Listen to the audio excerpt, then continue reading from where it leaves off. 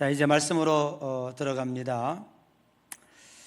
누가복음 7장에 대한 이야기입니다. 제목은 메시아가 맞습니까? 라고 하는 제목입니다. 사실 시간이 없어서 다 읽지는 못했지만 오늘의 이 말씀은 1절부터 끝절까지 한 묶음으로 엮여져 있는 말씀이다 라고 먼저 말씀을 드리고 싶습니다. 1절에서 10절까지 백부장의 종을 고치는 장면이 나옵니다. 백부장은 말 그대로 100명의 군사를 거느리는 군대 대장입니다. 그런데 그 사랑하는 종이 병에 걸렸어요. 어디서 들었는지 모르지만 예수님께 가면 고침을 받을 수 있다라고 하는 소문을 듣고 주변에 있는 유대인 장로 몇 명을 보내서 내 하인의 병을 좀 고쳐주십시오 라고 부탁하고 청을 넣었습니다. 그럴 수 있는 이유는 유대 장로들이 예수님께 가서 이렇게 얘기했습니다. 그 백부장의 종이 병에 걸렸는데 고쳐주셨으면 좋겠습니다. 그 이유가 뭐냐 하면 우리 민족을 사랑하고 그는 우리 민족을 위해서 회당을 지어준 사람입니다. 그러니까 우리가 은혜를 입었으니까 그 병도 좀 고쳐주었으면 좋겠습니다 라고 예수님께 청을 넣은 거예요. 그 예수님께서 흡족히 여기시고 그러지 가서 고쳐줘야지 하고 그 하인의 병을 고치러 가는데 그 소식을 백부장이 듣고 뭐라고 얘기하냐면 주여 그리 마옵소서, 수고하지 마옵소서. 예수님이 내 집에 들어오심을 감당할 수 없나이다. 그냥 말씀으로만 하옵소서. 나도 남의 수하에 있고 내 밑에도 많은 부하들이 있나이다. 저들 보러 가라 하면 가고 오라 하면 오나이다. 예수님께서 그 이야기를 듣고 놀랍게 여겨라고 본문에 써 있어요. 그리고 이를 칭찬하였는데 이스라엘 중에 이만한 믿음을 본 적이 없느니라 하고 극찬하였습니다. 오늘 이 백부장이 고침받는 이야기 가운데는 많은 영적인 내용이 담겨 있습니다. 그러나 오늘 우리가 누가복음을 읽을 때에 꼭 잊어서는 안 되는 것에 대해서 제가 누가복음 1장을 개관할 때 말씀을 드렸습니다. 누가복음은 이방인을 위한 복음이고 1절을 시작하면서 데오빌로 각하여 하고 그 데오빌로 각하에게 보내는 편지 형식을 띠고 있습니다. 여러분이 잘 알고 있는 것처럼 데오빌로 각하는 로마의 고급 관리였을 것이다. 누구인지는 역사적으로 절대로 규명하기가 어렵습니다. 제가 보기에는 누가 사도가 이방인을 위한 권력의 대표로 상징적으로 사용한 인물이 아니었는가라고 하는 생각을 갖게 되는 거죠. 그러면 데오빌로라고 하는 이방인의 권력자가 이 내용을 읽었을 때에 어떤 반응을 일으킬까 하는 쪽으로 우리는 관심을 모아야 하는 거죠. 백부장이 말씀으로만 하옵소서, 그러면 내 하인의 병이 낫겠습니다. 도저히 이해가 되지 않는 말들이 나와요. 세상 원리와 맞지 않는다는 거죠. 그 의심이 채 가시기도 전에 누가 사도는 또 하나의 이야기를 등장시킵니다. 그것이 바로 나인성 과부의 아들을 살려내는 겁니다. 예수님께서 나인성이라고 하는 마을을 지나가는데 사람들이 관에다가 청년의 시체를 싣고 장사를 지내러 가는데 그 뒤에 그 어머니 과부가 엉엉 통곡하면서 지나가는 모습을 보게 됩니다.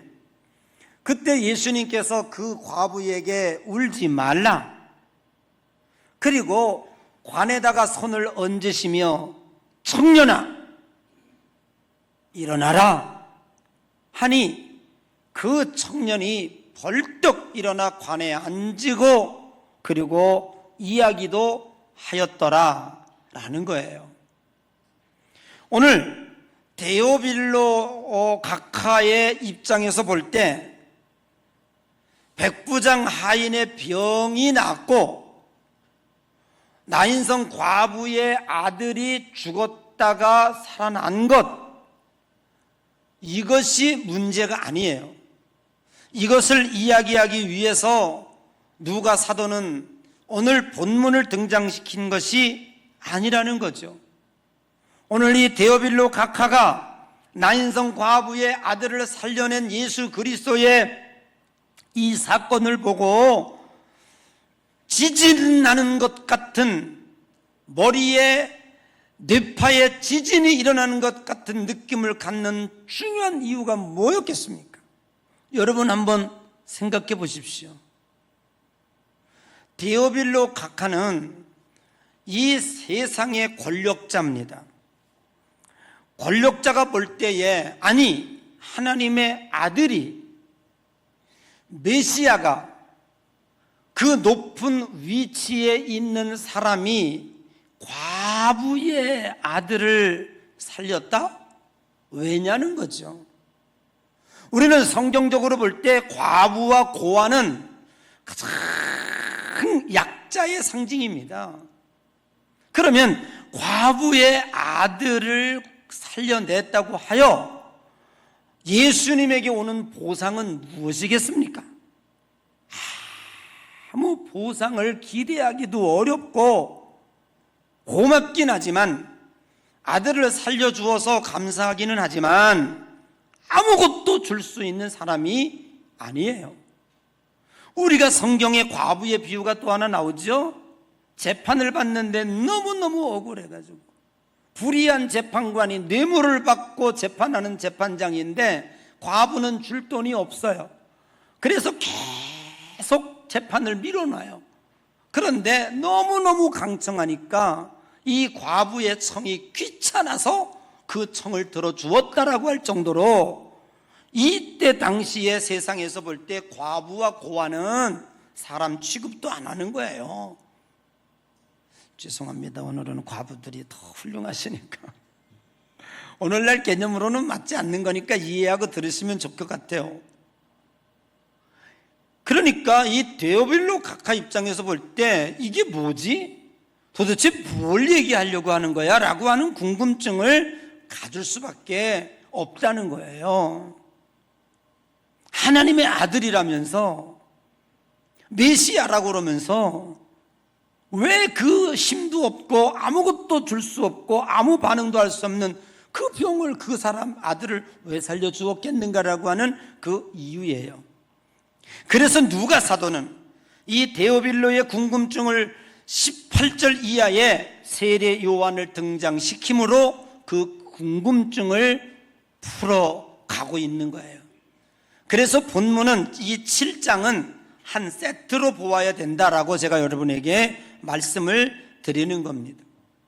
세례 요한은 지금 어디에 있습니까? 감옥에 있습니다. 주님의 복음을 증거하다가 지금 잡혀가서 감옥살이를 하고 있는데 예수님이 등장한 거예요. 그래서 자기 제자들을 불러서, 야, 너 예수님에게 가서 오실 이가 당신 이오니까, 즉 우리가 그렇게 고대하고 우리가 그렇게 기다리던 메시아가 당신입니까? 라고 물어보고 와라 그랬어요. 그래서 제자들이 예수님, 이 요한의 제자들이 예수님께 가서 물은 거예요. 우리가 그렇게 고대하고 기대하던 메시아가 당신입니까? 라고 예수님께 물으니 예수님 대답은 뭐예요? 명확하게 맞다. 그냥 맞다라고 하는 말을 정답을 내진 않았지만 예수님은 뭐라고 말씀하고 있냐면 너희들이 보고 들은 것을 요한에게 알려라. 이미 예수님은 이거를 알림으로 인하여 요한이 메시아임을 확신하고 있을 것임을 예수님은 분명히 알고 있었다고 하는 사실이죠. 뿐만 아니라 예수께서는 데오빌로가 궁금해하고 있는 도대체 메시아는 누구인가? 여기에서 지금 백부장의 병을 고치고 죽은 이 과부의 아들을 살려내는 이 사람은 도대체 누군가? 예수 그리스도는 왜 이 땅에 오셨는가라고 하는 사실에 대하여 이 세례 요한을 통해서 알리고자 했다고 하는 사실이죠. 오늘 예수님이 건설하려고 하는 이 하나님의 나라가 어떤 나라인지에 대해서 오늘 이 성경은 우리들에게 분명하게 가르쳐주고 있습니다. 오늘 예수 그리스도께서 우리가 고대하고 기다리던 메시아가 맞습니까? 라고 할 때 예수님이 맞다, 내가 바로 메시아다 라고 하는 이야기를 무엇으로 얘기하고 있습니까? 첫 번째, 질병과 고통과 및 악귀 들린 자를 많이 고치시며 또 많은 맹인을 보게 하신지라 라고 하는 걸 그대로 가서 이야기하라고 그런 거예요. 우리가 앞에서 언급하고 있던 것처럼 데오빌로 각하가 이 장면을 보면서 얼마나 놀랬겠습니까? 백부장이 말씀으로만 하옵소서, 그러면 내 하인의 병이 낫겠습니다? 아니, 어떻게 군대 대장이 이런 말을 할 수 있을까? 도대체 그 원인은 무엇일까가 몹시 궁금했던 거예요.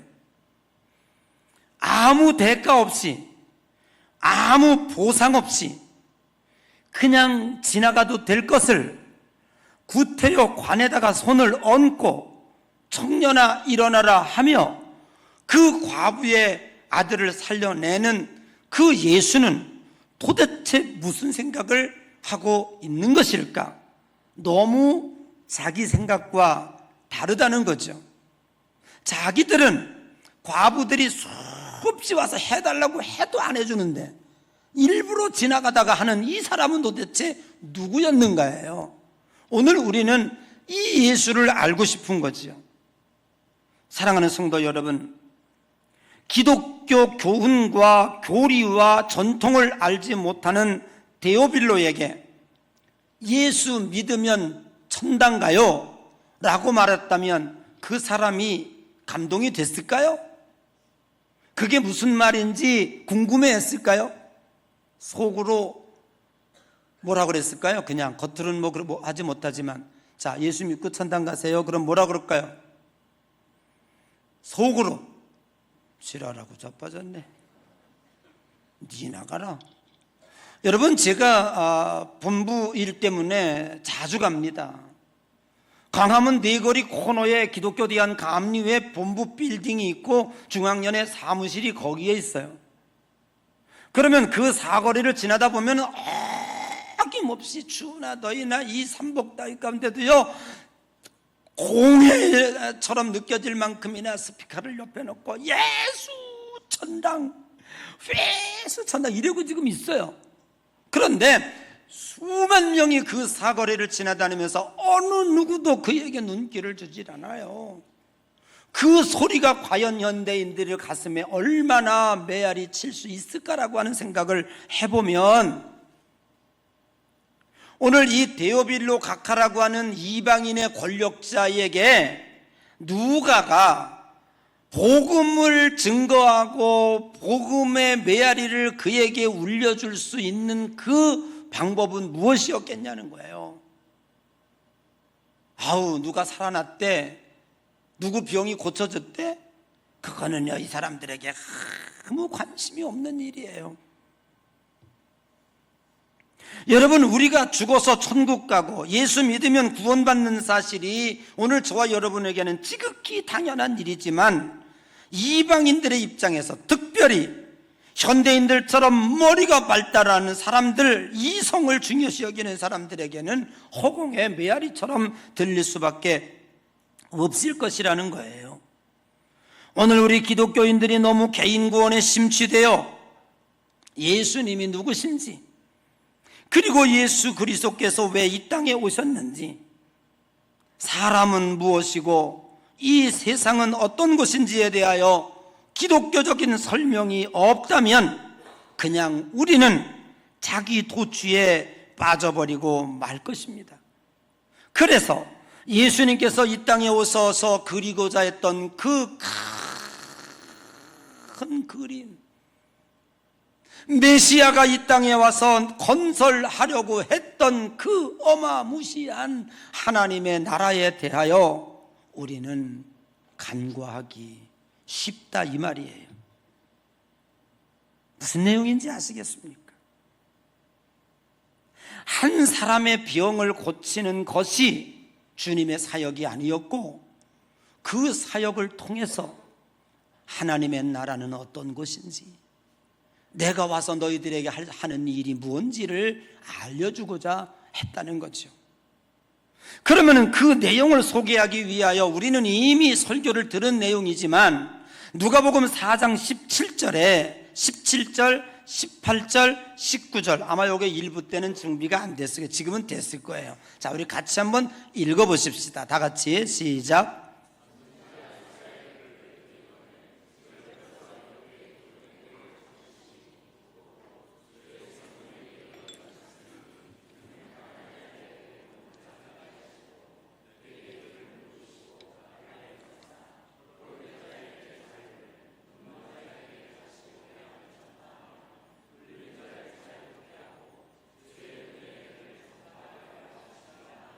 아멘.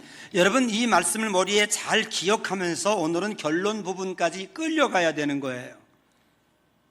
예수님의 해답은 아주 분명했습니다. 예수님은 하나님의 나라를 성취하기 위하여 오셨고, 예수님은 하나님의 나라를 완성하기 위해서 오신 것 사실이에요. 아멘. 그러면 오늘 데오빌로 각하여, 너희들이 꿈꾸고 너희들이 건설하려고 하는 나라는 어떤 나라인가 하는 거예요.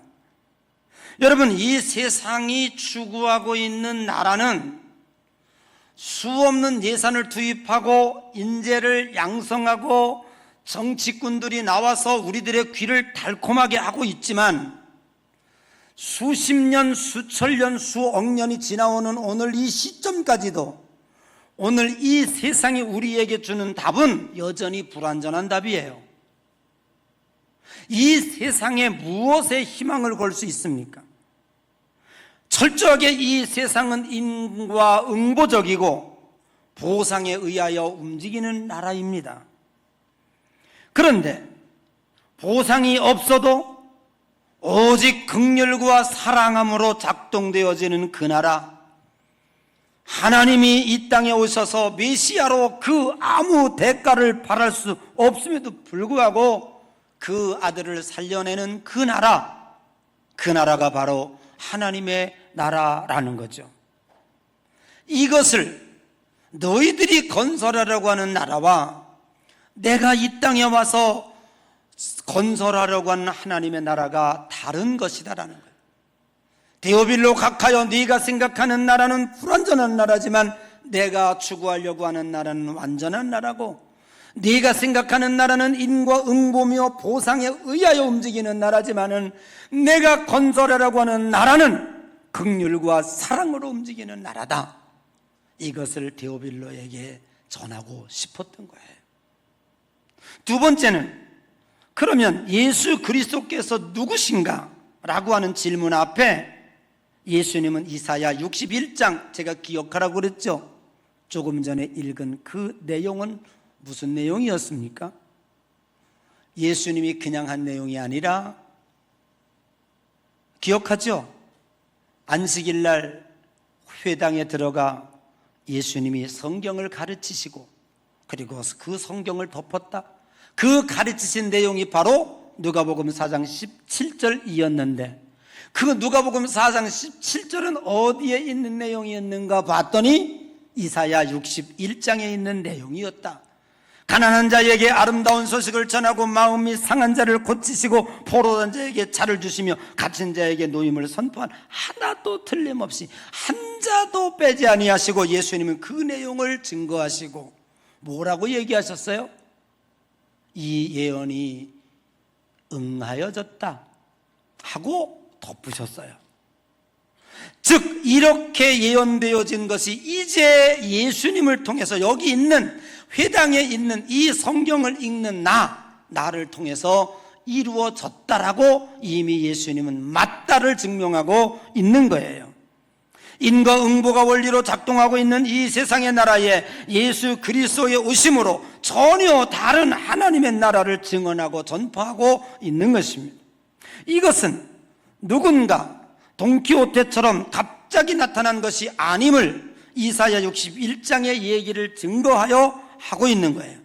예수님이 이 땅에 오신 것은 철저하게 예언적이었고, 철저하게 성경적이었고, 철저하게 하나님의 계획적이었다는 것을 지금 분명히 우리들에게 밝히 보여주고 있는 것입니다. 그러면서 누가 사도는 세례 요한을 등장시키면서 오늘 우리들이 마지막 결론으로 이끌어 가야 할 중요한 메시지를 전해주고 있습니다. 그것은 뭐냐면 하나님이 일하고 계신다는 겁니다. 누가복음 3장 2절에서 3절에 보면 회개하라 천국이 가까웠느니라 하며 너희는 주의 길을 예비하라 그가 오실 길을 곧게 하라 라는 말씀이 있습니다. 여러분, 세례 요한의 직무는 메시아의 앞길을 준비하는 것이었습니다. 그런데 중요한 것은 세례 요한의 이러한 사역과 행위가 자기 주도적이었는가 하는 거예요. 그냥 어느 날 갑자기 세례 요한이 요단강에 가서 회개하라 천국이 가까운 이 얘기 그랬냐는 거예요. 그런데 성경은 우리에게 어김없이 증거하는 게 뭐냐면 아니라는 겁니다. 무엇이 아니라는 거냐 하면 기록된 바, 누가복음 7장 27절에 어디에 기록된 바예요? 성경에 보면 주석이 나와요. 거기 보면 말라기 3장 1절의 말씀을 가리켜 기록된 바라고 쓰여지고 있고, 그럼 뭐가? 보라, 내가 내 사자를 네 앞에 보내리니 그가 네 앞에서 네 길을 준비하리라. 그 말이 어디에 나와 있어요? 여기 요한복음에 나와 있어요. 요한이 지금 활동하고 움직이고 있는 것은 철저하게 하나님의 계획과 하나님의 주도성에 의해서 일어난 것이고, 하나님은 요한이 태어날 때부터 메시아의 길을 예비할 자로 준비시켰던 것입니다. 자기 자신이 요단강의 사역자로 간 것이 아니라 하나님으로 보냄을 받았다는 거죠. 하나님께서 구원 계획과 그 목적을 이루기 위하여 보내시고, 그리고 예비한 자를 통해서 하나님의 역사와 계획을 선포하고 있다고 하는 것이죠. 여기서 누가 사도는 데오빌로 각하에게 무슨 메시지를 주고 싶은 거냐 하면, 하나님은 이 세상의 역사와 환경을 주관하시는 주인이시라는 사실을 알려주고 싶은 것입니다. 사랑하는 성도 여러분, 하나님이 역사와 세상의 주인이심을 결코 잊지 마시기를 바랍니다. 모든 사건 위에 하나님이 계시하시고 하나님이 계획하시고 하나님이 실행하심을 기억하십시오. 오늘 우리의 현대 성도들이 개인 구원에 집중하다가 보면 간혹 기독교인이 내세 지향적으로 치우친 나머지 현실 도피적 신앙이 되기 쉬운 것입니다. 그래서 이 세상은 아무렇게나 살아도 되고 죽어서 구원받으면 되는 거지, 천국 가서 잘 살면 되는 거지 하며 이 세상 실패자들이 도피해서 무리를 이룬 것이 교회라고 손가락질 당하기 십상이라 그 말이에요. 사실은 그렇지 않습니다. 오늘 우리들이 죽어서 천국 가고 우리가 죽어서 주님과 함께 하늘나라의 영생 소망을 누리는 것은 지극히 당연한 일입니다. 그러나 이것을 영성이라고 생각하여 우리가 살아가는 이 일을 소홀히 하거나 성찰하지 않으면 안 되는 것입니다. 왜냐하면 오늘 이 현실과 역사 속에서 하나님은 지금도 계획하시고 역사하시고 섭리하시고 움직이고 계시다고 하는 사실이죠. 그래서 누가 사도는 데오빌로 각하여 기독교 신앙은 무능력자들의 도피처가 아니요, 하나님은 세상과 역사를 이처럼 세밀하게 주관하고 있고 하나님은 이 세상을 창조하신 주인이시고 당신의 무한된 사랑으로 이 인류를 품으시는 그 거룩하신 하나님 나라를 세우기 위하여 오늘 그 메시아가 이 자리에 와 있어. 그가 바로 예수요라고 하는 사실을 누가 사도는 강력하게 증거하고 있는 것입니다. 하나님이 세상과 역사의 주인이심을 확인시키고 있습니다.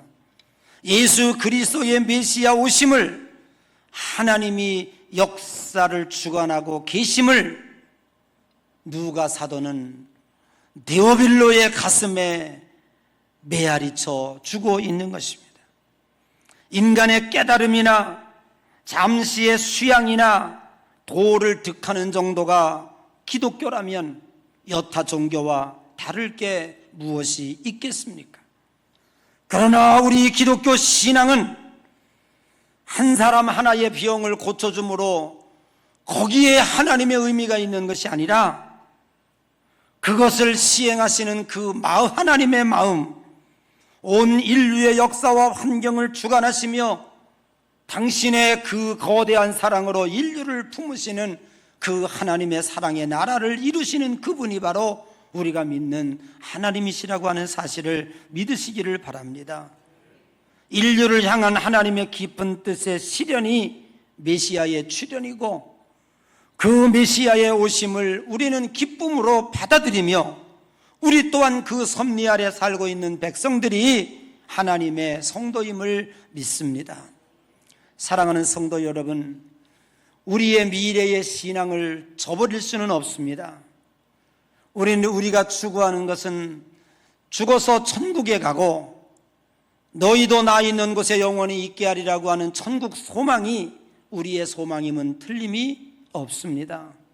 그러나 오늘 우리는 이것이 실패자의 도피처로 손가락질 받는 그러한 비웃음거리가 되어서는 안 될 줄로 믿습니다. 그래서 예수님은 이 땅에 오셔서 백부장의 종을 고치셨고 그리고 죽은 과부의 아들을 살리셨습니다. 보상이 없었습니다. 대가를 바랬던 것이 아닙니다. 그것은 오직 긍휼과 사랑으로 운영되어지는 하나님의 나라를 이 세상에 보여주고 싶었던 것입니다. 오늘 지금 이 시간에도 하나님은 저와 여러분을 터치하시고 계획하시고 움직이고 계십니다. 어떠한 상황 속에서도 우리의 입술을 통해서 불평이나 원망은 필요하지 않습니다. 왜냐하면 하나님의 계획하심이 있기 때문입니다. 그 뒤에는 오직 광대하신 긍휼과 사랑뿐이십니다.